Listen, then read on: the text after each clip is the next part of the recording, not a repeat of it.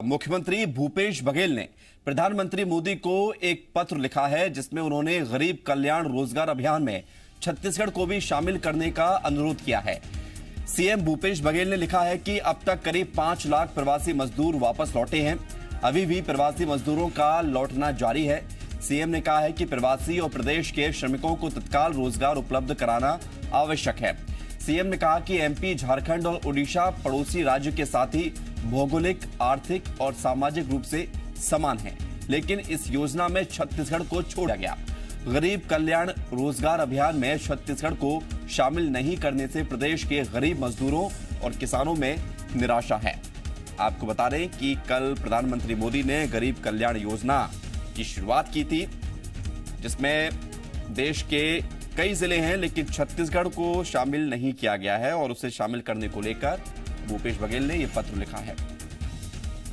जी media संवाददाता सत्यप्रकाश हमारे साथ जुड़ रहे हैं राजधानी रायपुर से सीधे। सत्यप्रकाश, छत्तीसगढ़ को शामिल करने को लेकर यह पत्र लिखा गया है, क्या कुछ बड़ी बातें हैं इस पत्र में और अगला कदम क्या?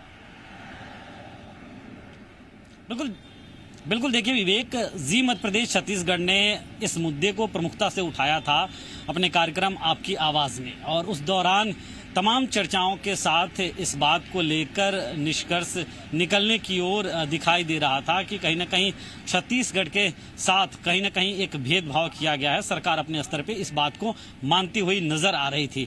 कमोबेश अब तब जबकि ये योजना लॉन्च हो चुका है और इससे छत्तीसगढ़ को दूर रखा गया है, क्योंकि 6 राज्यों के 116 जिलों को इसमें शामिल किया गया है इस अभियान में, लेकिन छत्तीसगढ़ जिसके पड़ोसी 4 राज्यों को शामिल किया गया अभियान में, उसे इसमें नहीं शामिल किया जाना ये अपने आप में एक बड़े राजनीति का विषय तो बन ही रहा था छत्तीसगढ़ में। इसके साथ साथ इस बात को लेकर भी लोग कहीं ना कहीं गंभीर थे, या कहीं ना कहीं केंद्र सरकार के रवैये पे एतराज बहुत सारे लोग जाहिर कर रहे थे कि आखिर छत्तीसगढ़ को इसमें क्यों नहीं शामिल किया गया। अब मुख्यमंत्री भूपेश बघेल ने प्रधानमंत्री नरेंद्र मोदी को पत्र लिखा है।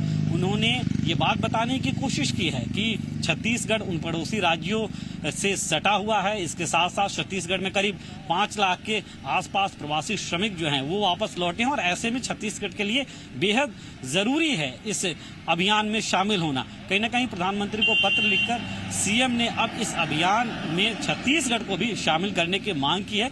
देखना होगा कि क्या आने वाले दिनों में जो इस अभियान का अगला चरण होगा, केंद्र सरकार छत्तीसगढ़ को शामिल करता है क्या? बिल्कुल, ये देखना तो होगा ही निश्चित तौर पर सत्यप्रकाश की अगला कदम क्या होगा। लेकिन सत्यप्रकाश, इस योजना का लाभ उन प्रवासी मजदूरों को दिया जाना है जो कि अपने अपने राज्य में पहुंचे हैं, उनको मनरेगा के तहत जॉब कार्ड दिए जाएंगे। लेकिन छत्तीसगढ़ के लिहाज से यदि देखा जाए तो ये योजना जिसकी कल शुरुआत हुई है, छत्तीसगढ़ का शामिल होना कितना जरूरी है और कितना फायदा होगा इससे? देखिए, छत्तीसगढ़ का शामिल होना बेहद ज़रूरी है, क्योंकि एक तो छत्तीसगढ़ में गरीबों की आबादी भी है बहुत।